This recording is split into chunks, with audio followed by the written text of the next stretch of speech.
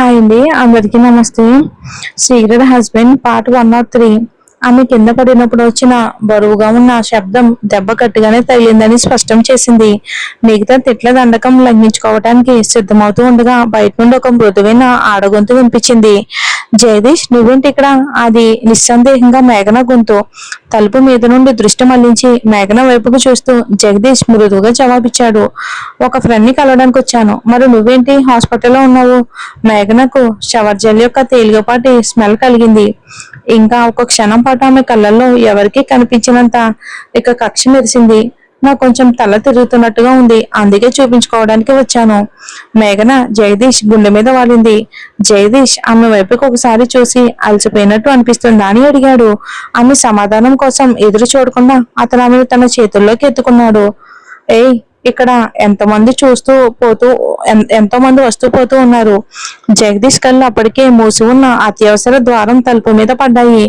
ఇంకా అతనిలో ఒక చీకటి భావన మొదలయ్యింది. భయపడ్డానికి ఏముంది? నేను నా అమ్మాయిని పట్టుకున్నాను. ఎవరు అభ్యంతరం చెప్తారు? సిగ్గుతో ముఖం ఎర్రబడగా మేఘన అతని మెడ మీద చుట్టూ చేతులు వేసింది. నీకు అసలు బుద్ధి లేదు. ఒక చిరునవ్వు నవ్వుతూ జగదీష్ ఆమెను తట్టాడు. దీనికంటే ఇంకా సిగ్గులేని పనులు చేస్తున్నప్పుడు కూడా నువ్వు చెల్లించకుండా ఉండడం నేను చూశాను. వాళ్ళు నడుచుకుంటూ వెళ్ళిపోతూ ఉండగా వారి సంభాషణ నెమ్మదిగా సన్నగిల్లింది. బయటకు వెళ్లే దారి వెనుక నిగిత ఒంటరిగా ముడుచుకుని ఉండిపోయింది.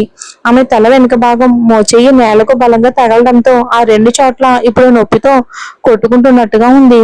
లేచి నిలబడడం నిజంగా చాలా కష్టంగా ఉంది. వారు 3 ఏళ్ల ఒప్పందంలో కొద్ది రోజులు మాత్రమే గడిచాయి. అప్పుడే నిగితకు భరించడం కష్టంగా అనిపించింది. ఈ ఒప్పందంలో భాగంగా పెళ్లి చేసుకోనని జగదీష్ మాట ఇచ్చినప్పటికీ ఆమె ఇంకా తలెత్తుకుని తిరగలేకపోతుంది. ముఖ్యంగా మేఘన ముందు తనను ఏ క్షణంలో అయినా పక్కకు పెట్టవచ్చని ఆమెకు తెలుసు. అకస్మాత్తుగా అత్యవసర ద్వారం తలుపు తెరుచుకుంది. అది జగదీష్ అనుకుని మిగతా ఆమెతో ఉండాల్సింది పోయి ఇక్కడికి వచ్చావా అని అనేసింది. ఇక అటువైపు నుండి నిశ్శబ్దం. ఆమె తలెత్తి చూసేసరికి అక్కడ జగదీష్ లేడు. ఇక వైట్ కలర్ కోట్ వేసుకున్న ఒక డాక్టర్ చేతిలో సిగరెట్ పట్టుకుని అయోమయమైన చూపుతో ఆమె వైపుకు చూస్తున్నాడు. మిగతా వెంటనే క్షమించండి అని వేడుకుంది.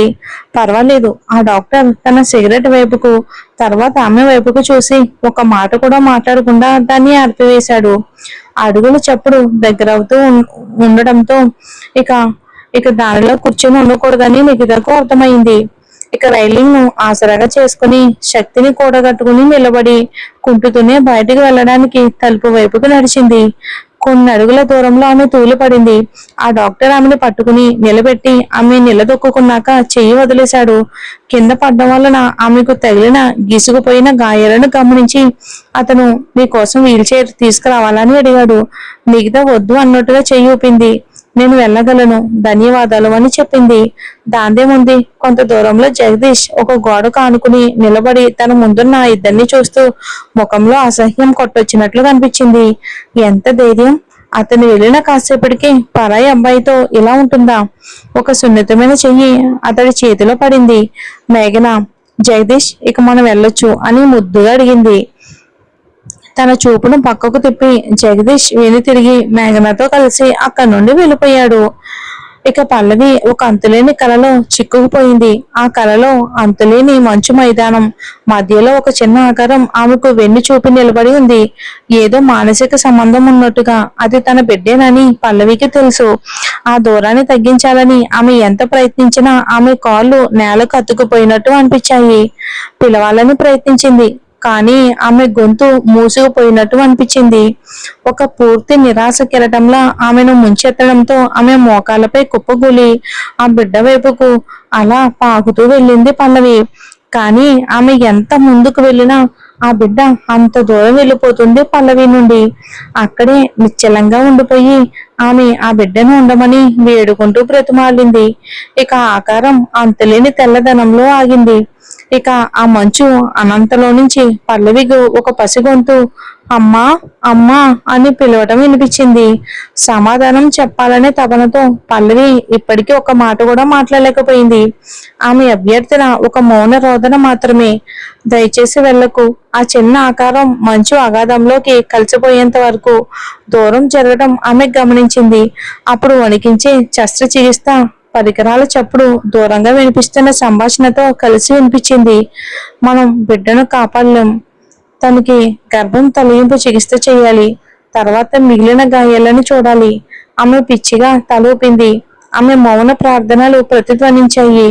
వద్దు, వద్దు, నా బిడ్డను దూరం చేయొద్దు. కానీ ఆమె గొంతు ఎవరి చెవినా పడలేదు. ఫోర్షప్ యొక్క చల్లని పట్టు తన బిడ్డను గర్భం నుండి తీసివేయటం ఆమెకు అనిపించింది.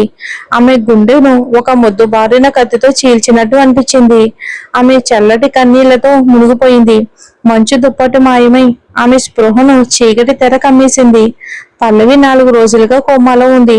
తన కలలో ఆమె కొన్నిసార్లు అర్థం కాకుండా గొణుకుతూ, కొన్నిసార్లు జ్వరంతో, మరి కొన్నిసార్లు కన్నీళ్లతో ఉండేది. డాక్టర్ చెప్పిన వ్యాధి నిర్ధారణను మోహన్ రాహుల్ కి వివరిస్తున్నప్పుడు అప్పటికే సున్నితంగా ఉన్న రాహుల్ హృదయం కొత్తగా గాయపడింది. రాహుల్ ముఖంలో స్పష్టంగా కనిపిస్తున్న అలసటతో ఎవరో భరించలేని దెబ్బ కొట్టినట్టు కనిపించాడు. అతని పరిస్థితిని గమనించి మోహన్ ఒక క్షణం ఆలోచించి ఆ తర్వాత పల్లవి రిపోర్ట్ రాకముందు పర్యవేక్షించమని తనను నమ్మి అప్పగించిన తండ్రి ఎవరో నిర్ధారణ పరీక్ష రిపోర్ట్ లో రాహుల్ కి అందించాడు. మోహన్ అన్నాడు, పల్లవి ఇంకొక టెస్ట్ చేయించుకుంది. మీ ఇద్దరి మధ్య ఏం జరిగిందో నాకు తెలియదు, కానీ మీరు ఆమెను నమ్మాలని నేను అనుకుంటున్నాను. అది ఆమె సాధారణంగా చేసే పని కాదు. రాహుల్ ఆ పరీక్ష ఫలితాల వైపుకి చూశాడు. అందులో 99.99% జన్యుపరమైన సారూప్యత ఉందని ఉంది. ఒకప్పుడు స్థిరంగా ఉన్న అతని హృదయం ఆ ఒక్క క్షణంలో ముక్కలైపోయినట్టు అనిపించింది. ఆ బిడ్డ నిజంగా తనదేనని తర్వాత తెలుసుకోవటం ఆ కాగితంపై ఉన్న సాధారణ పదాలు కలిగించినంత ఆశ్చర్యాన్ని కలిగించలేదు. ఇన్ని రోజులు నేను ఏం చేశాను? అతను ఆమెను ప్రశ్నించాడు. ఆమెపై నమ్మకం కోల్పోయాడు. ఆమెను నిర్బంధించాడు. ఆమెను అవమానించాడు. ఆమెకు అతను అత్యంత అవసరమైనప్పుడు అతను ఆమెను నిరాశ అనే గొయ్యిలోకి తోసేశాడు.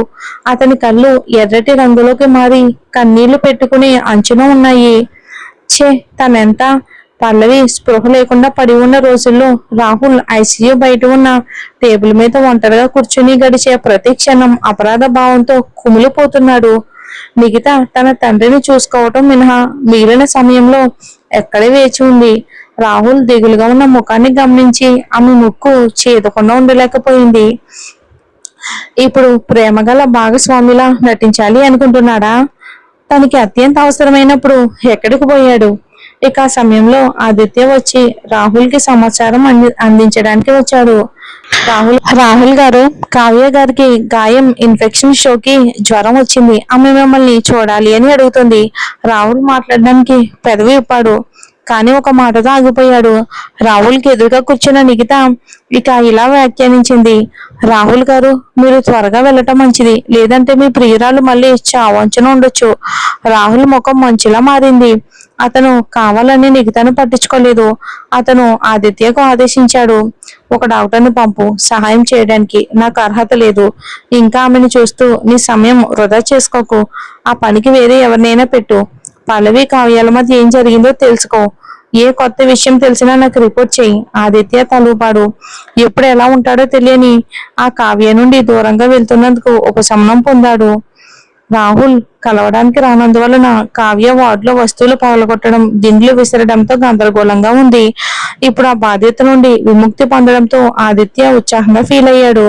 ఆపరేషన్ జరిగిన 4వ రోజు మధ్యాహ్నం పల్లవి చివరకు స్పృహలోకి వచ్చింది.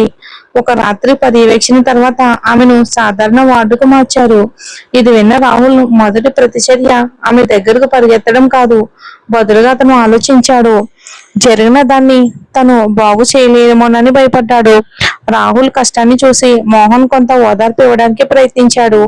బహుశా పల్లవికు సౌకర్యంగా ఉండే ఎవరినైనా ముందుకు ఆమెను కలవడానికి పంపు. నువ్వు వెళ్లే ముందు ఆమె కోలుకోవడానికి కొంత సమయం ఇవ్వు.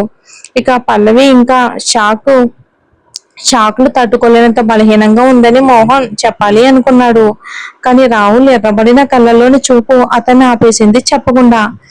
మోహన్ రాహుల్ చేతిపై తట్టాడు. నన్ను నమ్ము, ఆమెను కలవటానికి ముందు మరికొంత సమయం తీసుకొని. మరి పల్లవి తనని క్షమిస్తుందా లేదా? చూద్దాం మరి ఏం జరుగుతుందో. మన రొమాంటిక్ బాస్ కూడా సూర్య ఆడియో స్టోరీలో కంటిన్యూ అవుతుందండి.